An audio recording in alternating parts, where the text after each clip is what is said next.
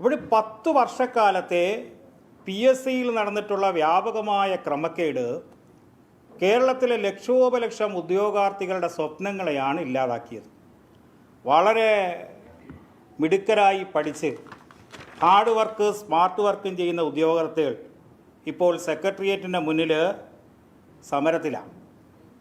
അവർക്ക് ആ റാങ്ക് ലിസ്റ്റിൽപ്പെട്ടവരെ നിയമിക്കുന്നില്ല. നിരവധി പോസ്റ്റുകൾ ഒഴിഞ്ഞു കിടക്കുമ്പോഴും അവരെ നിയമിക്കുന്നില്ല. കത്തിക്കുത്ത് കേസിലെ പ്രതികൾ കൃത്യമായും റാങ്ക് ലിസ്റ്റിൽ വരുന്നു. LGS മുതൽ KS വരെ ആ പരീക്ഷ, LGS പരീക്ഷ മുതൽ KS പരീക്ഷ, ഏറ്റവും ഉയർന്ന തലത്തിൽ നമ്മൾ PSC നടത്തുന്ന ആ പരീക്ഷ വരെയിൽ വ്യാപകമായ ക്രമക്കേടും സിലബസ് അട്ടിമറിയുമാണ് നമ്മുടെ മുന്നിൽ ഓരോ ദിവസവും തെളിഞ്ഞു വരുന്നത്.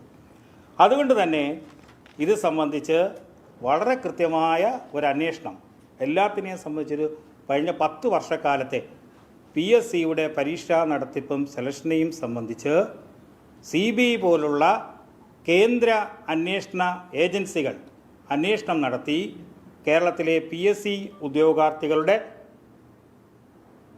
അവരുടെ താല്പര്യം സംരക്ഷിക്കാൻ ഈ ഗവൺമെൻറ് തയ്യാറുണ്ടോ എന്നുള്ളതാണ് ഏറ്റവും പ്രധാനപ്പെട്ടത്. അപ്പോൾ ജന്തർ മന്ദറിലെ സമരത്തിൽ KC വേണുഗോപാലും ജോൺ ബ്രിട്ടാസും MA ബേബിയും ഒക്കെ പങ്കെടുത്തു. അവരിപ്പോൾ സെക്രട്ടേറിയറ്റിന് മുന്നിൽ PSC ഉദ്യോഗാർത്ഥികൾ നടത്തുന്ന ആ സമരത്തിൽ ഇതേപോലെ പങ്കാളിയായി അവർക്ക് പിന്തുണ അറിയിക്കാൻ തയ്യാറുണ്ടോ? അതുകൂടി നമ്മുടെ മുന്നിൽ ഏറ്റവും പ്രധാനപ്പെട്ടൊരു ചോദ്യമാണ്. അവിടെ കേരളത്തിലെ തുടർച്ചയായി PSC ഉദ്യോഗാർത്ഥികളെ വഞ്ചിക്കുന്നു. ഞങ്ങൾ എന്തുകൊണ്ട് CBI അന്വേഷണം ആവശ്യപ്പെടുന്നു പറഞ്ഞാൽ, ഈ രണ്ട് മുന്നണിയും മാറി മാറി ഭരിക്കുമ്പോൾ PSCയിൽ ഇങ്ങനെ ഉള്ള ക്രമക്കേടുണ്ടാകുമ്പോൾ ഈ രണ്ട് മുന്നണിയും അതിൻ്റെ ഉത്തരവാദിത്തപ്പെട്ടവരെ, അതിൻ്റെ പ്രതികളെ സംരക്ഷിക്കുന്നൊരു നിലപാട്. ഇപ്പോൾ യൂണിവേഴ്സിറ്റി 10 വർഷം മുമ്പ് ഉണ്ടായ ഒരു എക്സാം ഉണ്ട്, അതുമായി ബന്ധപ്പെട്ട് വ്യാപകമായ ക്രമക്കേട് വന്നതാണ്. അതിൻ്റെ ആൻസർ പേപ്പർ ഇപ്പോഴും കണ്ടെത്തിയില്ല. അപ്പോൾ അതുകൊണ്ട് തന്നെ PSC എന്ന് പറഞ്ഞാൽ ഇപ്പോൾ പിണറായി സതീശൻ കമ്മീഷനായി മാറിയിരിക്കുന്നു. പിണറായി സതീശൻ കമ്മീഷൻ ആയതുകൊണ്ടാണ് ഞങ്ങൾ ഇതുമായി ബന്ധപ്പെട്ടുകൊണ്ട് കേന്ദ്ര അന്വേഷണ ഏജൻസികൾ തന്നെ ഇതുമായി ബന്ധപ്പെട്ടുകൊണ്ട് ഒരന്വേഷണം നടത്തണം എന്ന് ഞങ്ങൾ ആവശ്യപ്പെടുന്നു. ഒപ്പം നമുക്കറിയാം PSCയുമായി ബന്ധപ്പെട്ടുകൊണ്ട് റാങ്ക് ലിസ്റ്റിൽ പെട്ടിട്ടും ഉദ്യോഗം ലഭിക്കാതെ പോയ ആദ്യ റാങ്കുകാർ അടക്കം ആത്മഹത്യ ചെയ്തിട്ടുണ്ട് നമ്മുടെ സംസ്ഥാനത്ത്. തിരുവനന്തപുരം ജില്ലയിലെ വെള്ളറട സ്വദേശിയായിരുന്ന 28 വയസ്സുകാരനായ അനു PSC റാങ്ക് ലിസ്റ്റിൽ ലാസ്റ്റ് ഗേഡ് സർവേയിലെ റാങ്ക് ലിസ്റ്റിൽ 77ാം റാങ്കുകാരനായിരുന്നു. എന്നാൽ ലിസ്റ്റിൻ്റെ കാലാവധി നീട്ടാതെ വന്നതുകൊണ്ട് റദ്ദാക്കി. ആ നിരാശയിൽ 2020 ആഗസ്റ്റിൽ അനു സ്വന്തം വീട്ടിൽ ജീവനൊടുക്കി. ഒരു 77ാം റാങ്കുകാരൻ. കോഴിക്കോട് സ്വദേശിയായ മുസ്തഫ KSRTC കണ്ടക്ടർ ലിസ്റ്റിൽ ഉൾപ്പെട്ടിരുന്നു. പക്ഷേ നിയമനം നടത്തിയില്ല, ആത്മഹത്യ ചെയ്തു. അവർക്ക് ആർക്കെങ്കിലും ഗവൺമെൻറ് നഷ്ടപരിഹാരം കൊടുത്തിട്ടുണ്ടോ? PSC റാങ്ക് ലിസ്റ്റിൽ ഉൾപ്പെട്ടിട്ടും അവർക്ക് ഉദ്യോഗം ലഭിക്കാതെ പോയി. വളരെ സാധാരണക്കാരായ, വളരെ പാവപ്പെട്ട ജീവിത പശ്ചാത്തലം ഉള്ളവർ അതടക്കം നമ്മുടെ മുന്നിലുണ്ട്.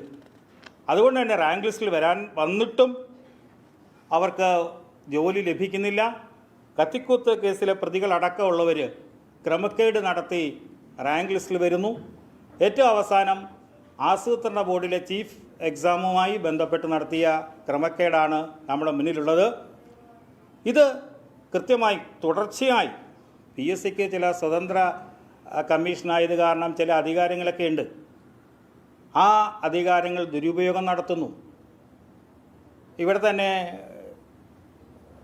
ചീഫ് എക്സാമുമായി ബന്ധപ്പെട്ട് ആസൂത്രണ ബോർഡിൻ്റെ PSC സെക്രട്ടറിയെ ഒഴിവാക്കിക്കൊണ്ട് ഒരിടതുപക്ഷ യൂണിയനിൽപ്പെട്ടവരെ മാത്രം ഉൾപ്പെടുത്തിക്കൊണ്ടാണ് ഒരന്വേഷണം നടത്താൻ തീരുമാനിച്ചിരിക്കുന്നത്. അവർ ആ അന്വേഷണത്തിൽ ഉൾപ്പെട്ട അംഗങ്ങൾ തന്നെ ഇട്ട ഫേസ്ബുക്ക് പോസ്റ്റൊക്കെ മാധ്യമങ്ങൾ റിപ്പോർട്ട് ചെയ്തിട്ടുണ്ട്. ആ മാധ്യമ വാർത്തയടക്കം നമ്മുടെ മുന്നിലുണ്ട്. അപ്പോൾ ഇതുകൊണ്ട് തന്നെ PSCയുടെ നിഷ്പക്ഷതയാണ് ഇവിടെ തുടർച്ചയായി ചോദ്യം ചെയ്യപ്പെട്ടിരിക്കുന്നത്.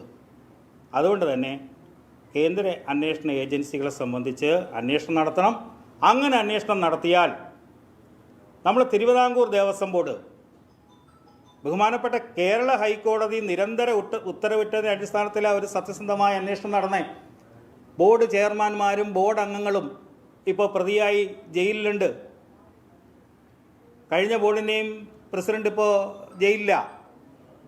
അതിനേക്കാൾ ഭീകരമായ രീതിയിലാണ് ഈ സംസ്ഥാനത്ത് PSCയിൽ ഇത്തരം ക്രമക്കേടുകൾ നടന്നിട്ടുള്ളത്.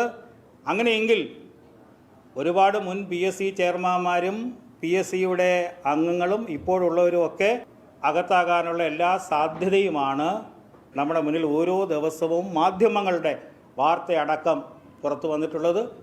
അതുകൊണ്ടാണ് ഞങ്ങൾ വീണ്ടും ആവശ്യപ്പെടുന്നത്, കേന്ദ്ര അന്വേഷണ ഏജൻസികൾ കഴിഞ്ഞ 10 വർഷക്കാലത്തെയെങ്കിലും PSCയിൽ നടന്നിട്ടുള്ള ഇത്തരം ക്രമക്കേടുകളെ സംബന്ധിച്ച് അന്വേഷണം നടത്തണം.